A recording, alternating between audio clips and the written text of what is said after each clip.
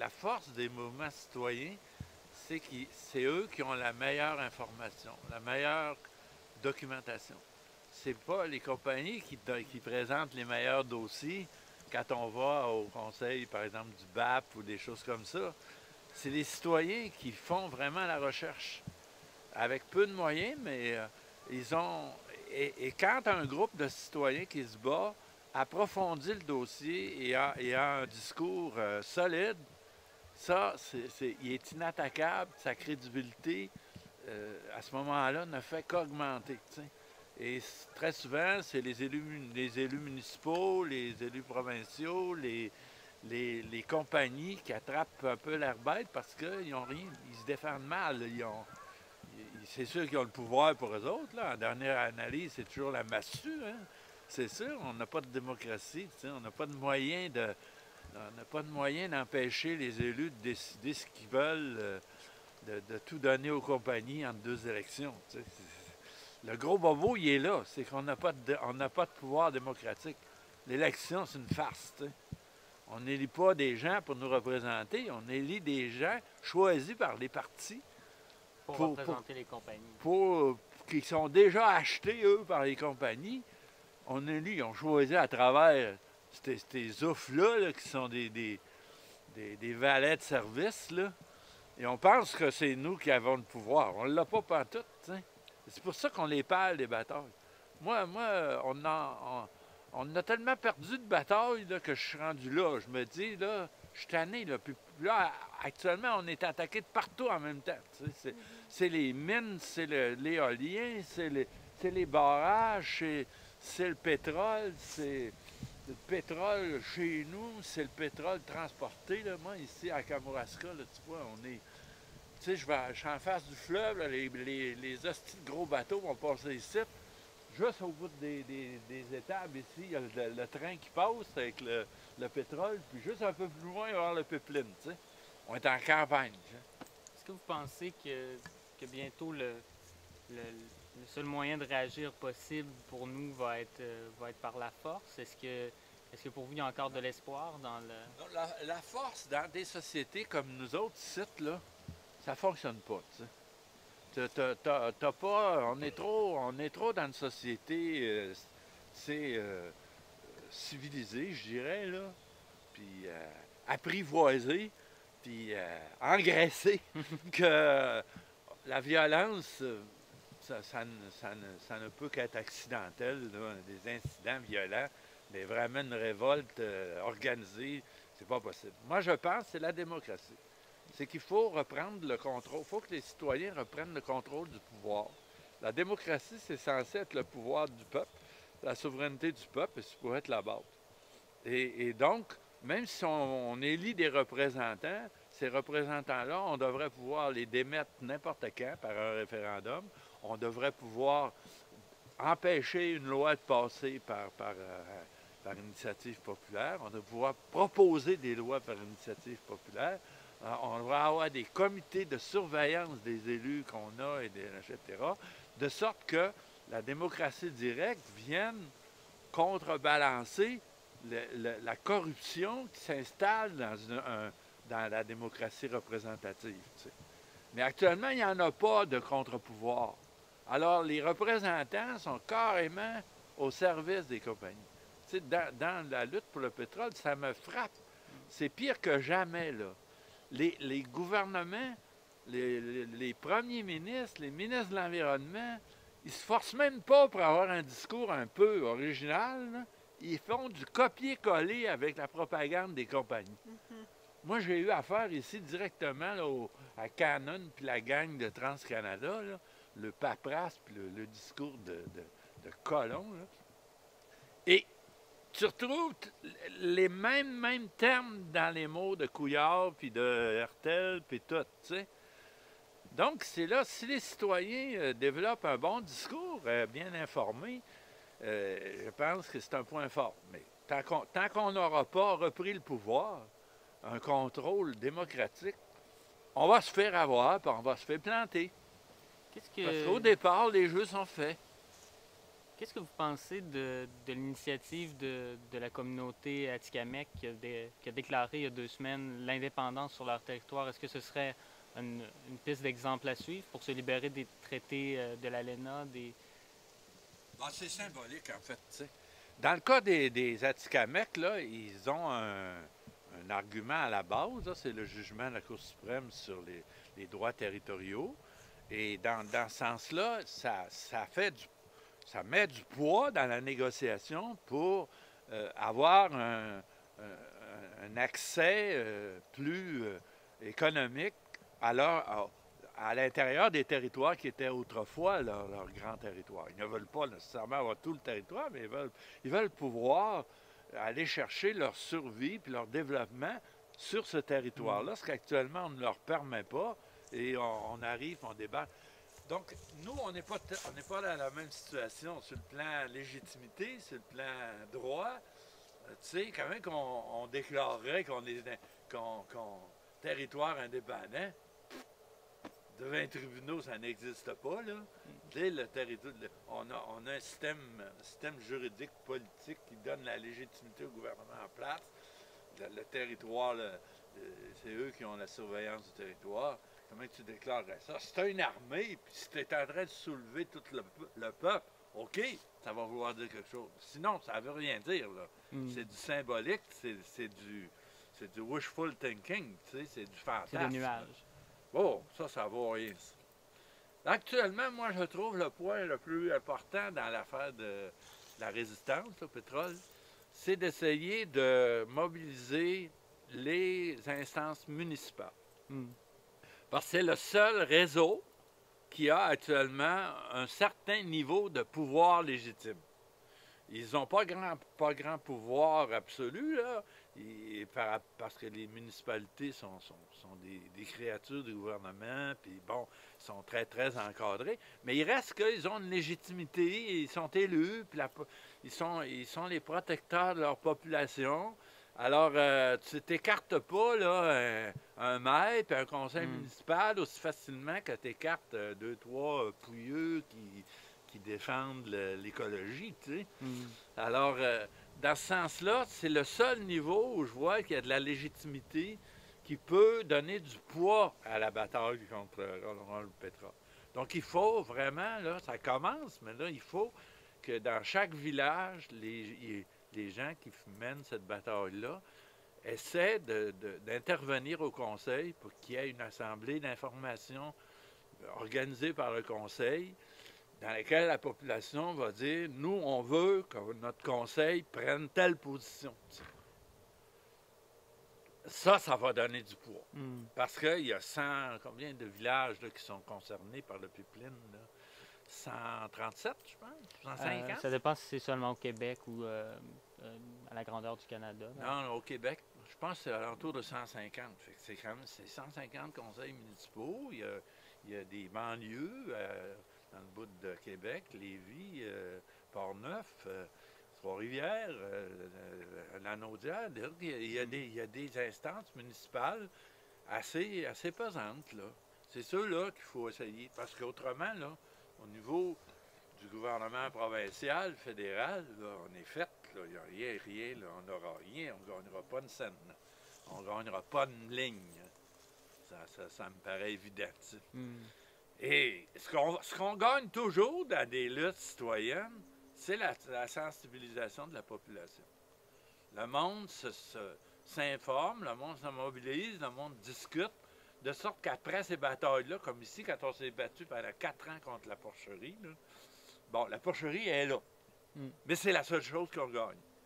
Elle est là, puis ça n'a pas été un gros gain parce que un des cultivateurs qui l'a implanté a fait faillite. Il a perdu sa ferme familiale. Toutes des choses qu'on avait prédites. Mais bon, la population a mené une lutte dont elle est restée fière. T'sais. Il y a une division aussi qui n'est pas encore éliminée là, maintenant, après 15 ans. Mais bon, les gens, d'abord, il faut toujours donner, quand on dirige une de ces luttes-là, il faut toujours faire une interprétation de ce qui se produit qui donne la certitude aux gens qui se battent qu'ils ont gagné quelque chose. Ils ont gagné. Ils n'ont pas tout gagné, mais ils ont gagné des choses. Et ici, quand on a fait ce lutte-là, les gens sont sortis de la bataille, même si la porcherie est là, en étant convaincus qu'ils avaient réellement gagné. Et effectivement, là, ça a donné lieu au film Bacon, ça a donné lieu à la fondation de l'Union paysanne, ça a donné lieu à toute la contestation de l'agriculture industrielle. Donc, c'est vrai qu'on a gagné. Et c'est ça la force de ces luttes-là. Mais on ne peut pas se contenter de ça. On perd, quand on perd, on perd. Alors, on va perdre tant qu'on n'aura pas aucune emprise sur le pouvoir, sur les décisions. C'est ça que moi, maintenant, un de mes combats, c'est la démocratie. J'ai mon dernier livre s'appelle « Constituer le Québec ». C'est là-dessus. La constituante, c'est arrêter de penser que les gouvernements vont faire les réformes. Ils ne les feront pas.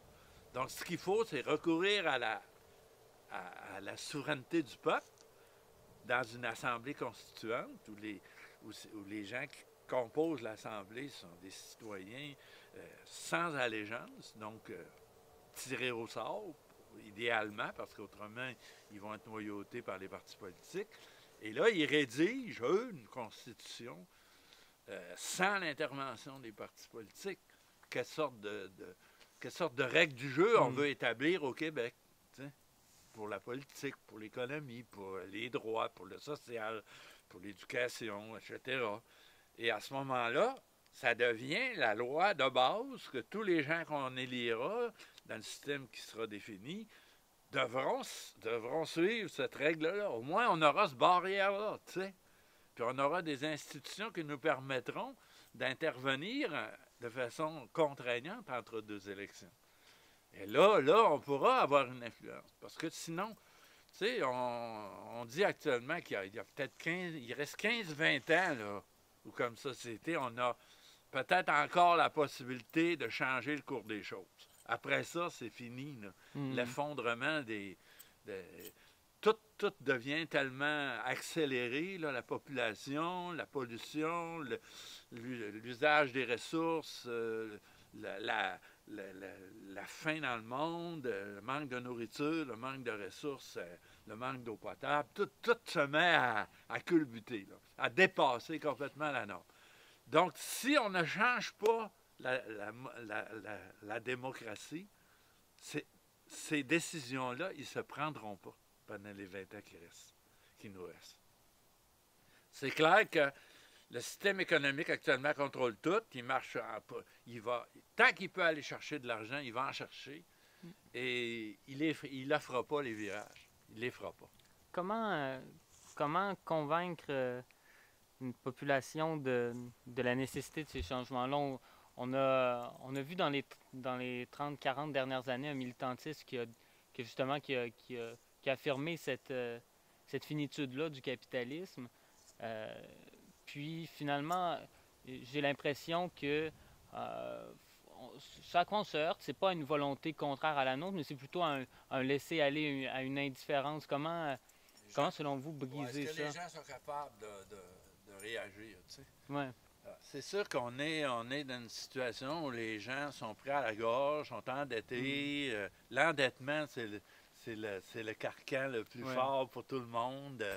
L'endettement, la job, etc. Tu sais.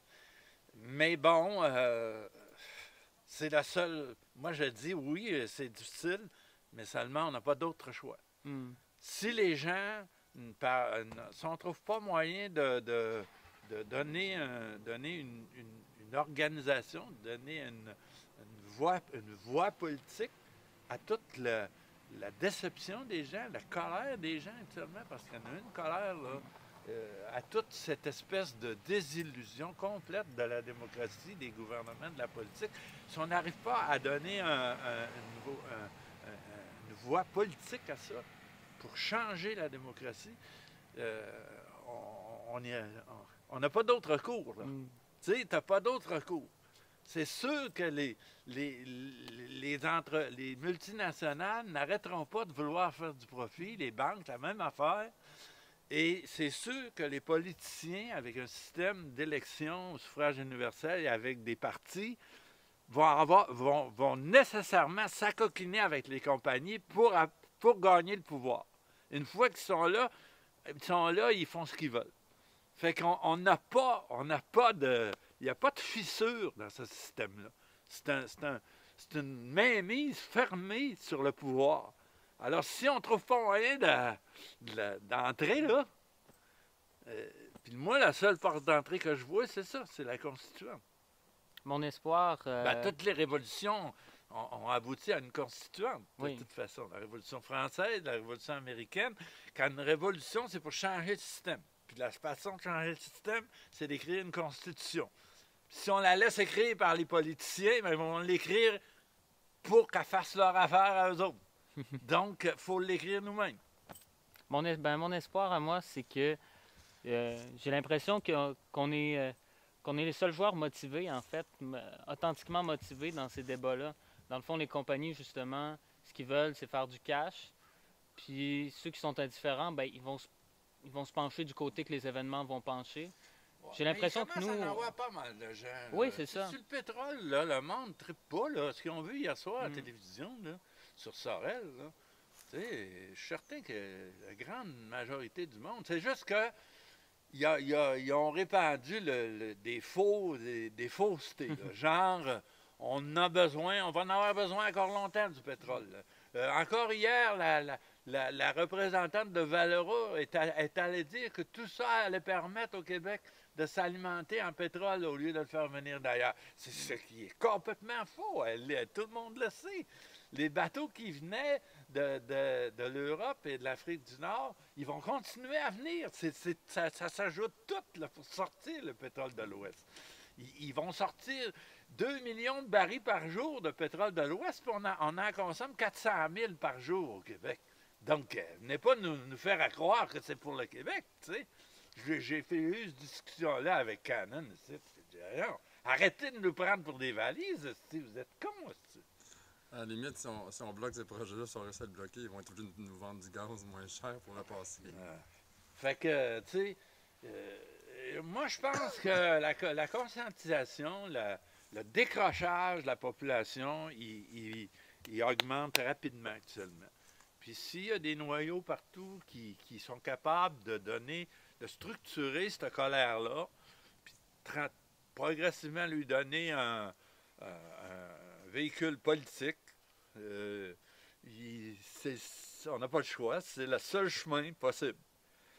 Puis, moi, je suis pas pessimiste. Le monde n'est pas si fou que ça. Hein. Tu sais, le monde dit le monde, c'est une gang d'abrutis. Moi, j'ai jamais dit ça, puis je dirais jamais ça. Moi, j'ai travaillé avec le monde m'accroche partout, des centres d'achat. Ils me parlent de politique, je trouve qu'ils sont tout à fait informés. C'est pas vrai qu'ils connaissent ce qu'ils ont. C'est sûr, sur certains dossiers, là, ils ont subi un lavage de cerveau, un peu, là, mais c'est à nous autres de les améliorer. Tu sais, c'est pas en dénigrant les gens qu'on va mobiliser la population. C'est en les aidant, au contraire, à être plus conscients puis mieux informés.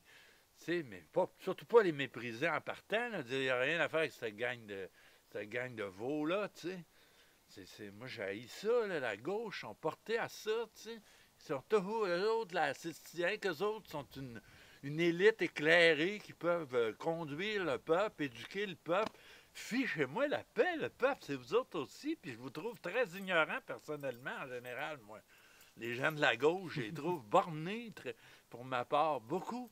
Parce qu'ils n'ont pas d'ouverture, ils sont restés accrochés à des vieux schémas de classe sociale qui ne valent plus aujourd'hui dans le type de société dans laquelle on vit. Vous êtes les premiers à être mal informés puis à être tout croche. Arrêtez de vous penser les lumières du peuple. T'sais. Le peuple, on en fait toute partie, là. On est tous pognés dans cette machine-là, tu sais.